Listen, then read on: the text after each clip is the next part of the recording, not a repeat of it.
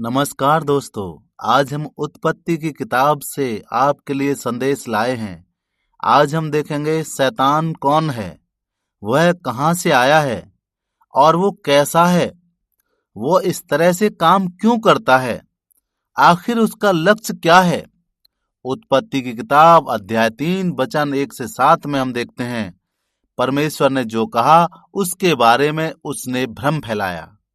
शैतान सांप के रूप में परमेश्वर के वचनों को तोड़ मरोड़ कर पेश करता है, लेकिन हव्वा के द्वारा परमेश्वर की आज्ञा का अर्थ भी गलत लगाया जाता है, और यह है सबसे गहरी समस्या। शैतान का काम है परमेश्वर के अधिकार के बारे में भ्रम फैलाना, और उसने ऐसा किया भी। उसने जब हव्वा से बात की तो उसने परमेश्वर की उदारता को कम करके आंका।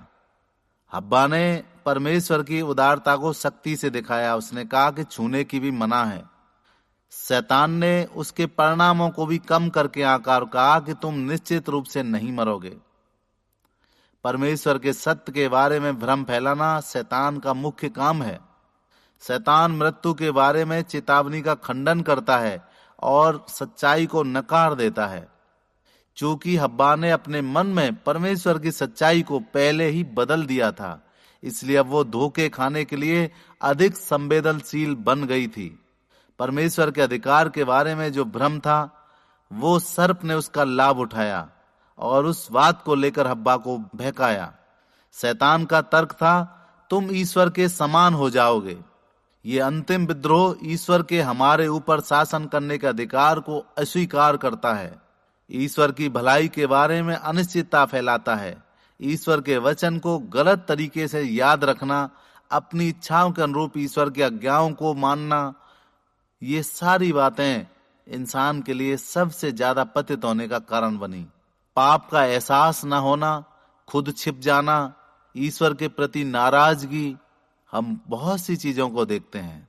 मनुष्य के अंदर नैतिक मूल्य जो थे वो बदल गए। आत्म धार्मिकता उसके जीवन में आ गई। शैतान के धोखे के काम करने से वो पूरी तरह से पतित हो गया। आज भी हम ये देखते हैं, ये चीजें आज भी मायने रखती हैं।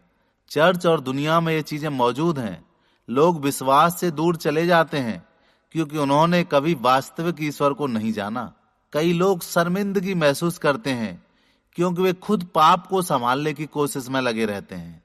कई लोग ईश्वर से अलग महसूस करते हैं क्योंकि उन्होंने झूठ पर विश्वास किया है। सुसमाचार का एकमात्र क्षण ईश्वर का मार्ग हमारे लिए तैयार कर देता है। पाप और लज्जा से निपटने का मनुष्य का तरीका और अधिक पाप और लज्जा में डाल देता है। यदि आप पाप को ठीक करने और अपने तरीके से अपनी लज्जा को दूर करने की कोशिश कर रहे हैं तो ये काम नहीं है, क्योंकि आपके तरीके से ऐसा नहीं होगा। यह प्रभु यीशु मसीह के तरीके से होगा। शैतान हमें यह विश्वास दिलाने के लिए प्रेरित करता है कि परमेश्वर वास्तव में जितना कठोर है उससे अधिक कठोर और कुछ भी नहीं है। वो बहुत ज्यादा कठिन है, और ये बात हम हव्वा के द्वारा बोले गए शब्दों में देख सकते हैं। उसने कहा, तुम इसे ना खाओ ना छुओ। शैतान आज भी इसका उपयोग करता है। मसीही विश्वास केवल धर्म नियम नहीं है, वह एक जीवन जीने का अटूट रास्ता है। यदि आप एक बार असफल होते हैं तो परमेश्वर आपको क्षमा कर देंगे। आप अगर बार बार असफल होते हैं तो भी आप क्षमा किए जा सकते हैं, क्योंकि आप संघर्ष में हैं। और आप असफल होकर बैठ जाते हैं तो आप क्षमा नहीं किए जाएंगे। यीशु मसीह कहते हैं, मेरा जुआ सहज और मेरा बोझ हल्का है, तुम इसे स्वीकार करो। साथियों, हम देखते हैं परमेश्वर ने ही इसका प्रावधान निकाला है। परमेश्वर ही हैं जो रास्ता बनाते हैं। परमेश्वर की जो मूल आज्ञा थी वो थी, बगीचे के किसी भी वृक्ष से तुम स्वतंत्र रूप से फल खा सकते हो। और हव्वा ने भी शैतान से बात करते समय कहा, हम बगीचे के वृक्षों के फल खा सकते हैं। परमेश्वर ने भी उत्पत्ति 2:16 में कहा, तुम वाटिका के सब वृक्षों से बिना किसी रोक टोक के खा सकते हो। हव्वा ने बिना किसी रोक टोक इस शब्द को छोड़ दिया, और छोटी सी चूक के कारण वो अपनी स्वतंत्रता खो बैठी और शैतान उसके जीवन पर हावी हो गया। हब्बा के जवाब से ऐसा लगा कि परमेश्वर ने उन्हें खाने की अनुमति दी हो। शैतान का धोखा काम कर गया, क्योंकि हब्बा की परमेश्वर की उदारता की समझ कमजोर हो चुकी थी। शैतान आज भी इस बात का इस्तेमाल करता है। शत्रु आज भी झूठ बोल बोलकर फुसलाता है और परमेश्वर के साथ चलने में रोकता है। वो कहता है, अगर परमेश्वर वास्तव में तुमसे प्यार करता है तो क्या वो तुम्हें और नहीं दे सकता था? इतने में ही तुम संतुष्ट हो? श्रोताओ, एक अच्छा परमेश्वर तुम्हें आर्थिक रूप से संघर्ष क्यों करने देगा, यह शैतान सोचता है और ऐसे ही सवाल हमारे दिमागों में लाकर खड़ा करता है। परमेश्वर नहीं चाहता कि तुम खुश रहो, वो बस तुम्हें नियंत्रण करने की कोशिश कर रहा है। ऐसे विचार भी शैतान हमारे अंदर डालता है और हमारे अंदर असंतोष पैदा करता है। लोग परमेश्वर से उस चीज के लिए नाराज होते हैं जो उसके पास नहीं है, बजाय इसके कि जो उसके पास है उसके आभारी हों। इंसान हमेशा परमेश्वर से इस चीज के लिए नाराज होते हैं जो उनके पास नहीं है, जबकि इंसानों को जो कुछ उनके पास है उसके लिए आभारी होना चाहिए। लोग नैतिक रूप से समझौता करते हैं क्योंकि उन्हें लगता है कि परमेश्वर का मार्ग बहुत कठिन है। लोग पाप का पीछा करते हैं क्योंकि उन्हें लगता है कि यह उन्हें आज्ञाकारिता से ज्यादा संतुष्ट करेगा। हब्बा के पास आशीर्वादों से भरा हुआ एक पूरा बगीचा था, फिर भी शैतान ने उसे उस एक चीज पर ध्यान केंद्रित करने के लिए मजबूर कर दिया जो उसके पास नहीं थी। वो हमारे साथ भी ऐसा ही करता है। वो हमारा ध्यान ईश्वर की उदारता से हटाकर सीमा से बाहर की ओर ले जाता है, जिससे पाप वास्तव में जितना है उससे कहीं अधिक संतोषजनक लगता है। बाइबल क्या कहती है? इस धोखे का विरोध करने का सबसे अच्छा तरीका है खुद को ईश्वर की उदारता को याद दिलाना। ईश्वर हर अच्छी चीज के स्रोत हैं। हर अच्छा और उत्तम उपहार ऊपर से है, ज्योतियों के पिता की ओर से है। याकूब 1:17 में लिखा है।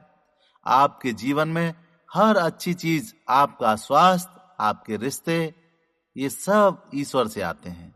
शैतान चाहता है कि आप उस पर ध्यान केंद्रित करें जिसकी आपको कमी है। ईश्वर चाहता है कि आप उस पर ध्यान केंद्रित करें जो उसने आपको पहले ही प्रदान किया है। ईश्वर का सबसे बड़ा उपहार प्रभु यीशु मसीह, जिसने अपने आप को हमारे लिए बलिदान कर दिया। यदि परमेश्वर हमारे लिए अपना पुत्र देने को तैयार था तो वो हमें किसी और चीज से क्यों वंचित रखेगा? आप सोचिए, जिसकी हमें वास्तविक रूप से आवश्यकता है वो हमें देगा। क्रूस साबित करता है कि परमेश्वर असीम रूप से उदार करता है, इंसानों को प्रेम करता है, इंसानों पर उदारता अपनी दिखाता है। शैतान हमें यह विश्वास दिलाने के लिए प्रेरित करता है कि परमेश्वर वास्तव में जितना कठोर है उससे और अधिक कोई कठोर हो नहीं सकता। यदि शैतान हमें इस विश्वास को दिलाने में कामयाब हो जाता है तो हम गलत रास्ते पर चले जाते हैं। श्रोताओं, हमें सही रास्ते पर चलने की आवश्यकता है। परमेश्वर नहीं चाहते कि आप मौज मस्ती करें, वह केवल नियंत्रण की परवाह करते हैं। ये दो समस्याएं हैं। लोग मसीह विश्वास में अतिरिक्त नियम जोड़ते हैं जिससे यह अनुग्रह के बजाय प्रदर्शन बन जाता है। वे भय में जीते हैं, यह सोचते हैं कि उनका उद्धार उनके व्यवहार पर निर्भर है। वे लगातार दोषी और अयोग्य महसूस करते हैं अपने आप को। कभी भी ईश्वर के प्रेम का आनंद वो नहीं ले पाते। यीशु के दिनों में श्रोताओं, उदाहरण के लिए सोचें, फरीसियों ने परमेश्वर के कानून के इर्द गिर्द सैकड़ों अतिरिक्त नियम बना रखे थे जो आशीर्वाद की बजाय बोझ बन गए थे। यीशु ने उन्हें फटकारते हुए कहा, तुम परमेश्वर की आज्ञा को छोड़कर मनुष्यों की आज्ञाओं को मानते हो। मरकुस 7:8 में परमेश्वर के साथ संबंध रखने के बजाय वे निरंतर चिंता में रहते हैं। कुछ लोग तो विश्वास भी छोड़ देते हैं क्योंकि उन्हें लगता है कि परमेश्वर को खुश करना असंभव है। उदाहरण के तौर पर देखें, बहुत से लोग जिन्होंने अपने विश्वास को तोड़ मरोड़ दिया है, वे वास्तव में यीशु मसीह से दूर नहीं गए। वे उसके झूठे संस्करण से दूर चले गए हैं जो प्रेम की बजाय भय पर आधारित है। बाइबल क्या कहती है? इस धोखे से लड़ने का सबसे अच्छा तरीका परमेश्वर के सच्चे चरित्र को समझना है। परमेश्वर कोई कठोर तानाशाह नहीं है, वह एक प्रेम पूर्ण पिता है जो हमें अपने साथ रिश्ते में रखना चाहते हैं। यीशु ने अपनी आज्ञाओं को आसान बताया, भारी नहीं बताया। उसने कहा, हे सब परिश्रम करने वालों और बोझ से दबे हुए लोगों, तुम मेरे पास आओ, मैं तुम्हें विश्राम दूंगा। मेरा जुआ अपने ऊपर ले लो और मुझसे सीखो, क्योंकि मैं नम्र और मन में दीन हूं, और तुम अपने मन में विश्राम पाओगे, क्योंकि मेरा जुआ सहज और मेरा बोझ हल्का है। मत्ती की किताब अध्याय 11 वचन 28 से 30 में यीशु हम पर भारी बोझ नहीं डालता, वह उन्हें उठाता है। उसकी आज्ञाएं स्वतंत्र और विश्राम लाती हैं, उत्पीड़न नहीं लाती। हम अनुग्रह के अधीन हैं, व्यवस्था के अधीन नहीं, क्योंकि पाप का तुम पर प्रभुता नहीं होगी, क्योंकि तुम व्यवस्था के अधीन नहीं वरन अनुग्रह के अधीन हो। रोमियो 6:14 में लिखा है। हम अपने प्रदर्शन से नहीं बचाए जाते, हम यीशु के पूर्ण किए गए कार्य से बचाए जाते हैं। परमेश्वर हमारे असफल होने का इंतजार नहीं करते, वो हमारे द्वारा उस पर भरोसा करने का इंतजार करते हैं।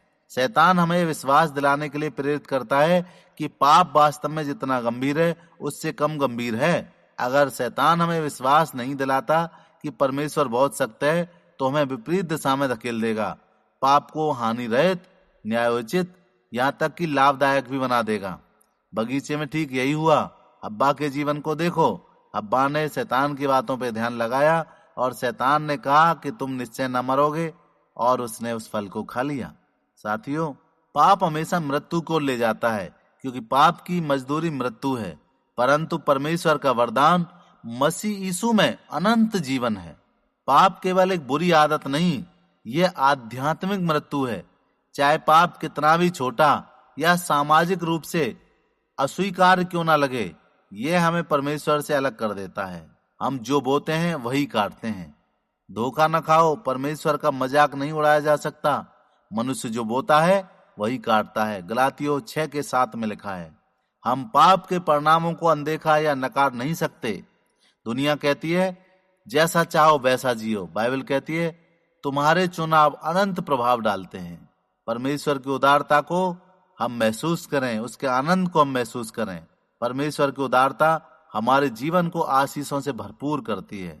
शैतान का धोखा सिर्फ एक व्यक्तिगत लड़ाई नहीं, यह एक आध्यात्मिक युद्ध है जो हमारे आसपास के लोगों को प्रभावित करता है। आप किसे जानते हैं जो परमेश्वर के बारे में झूठ पर विश्वास कर रहा है? आज ऐसे लोगों को आप अपनी सूची में दर्ज कीजिए।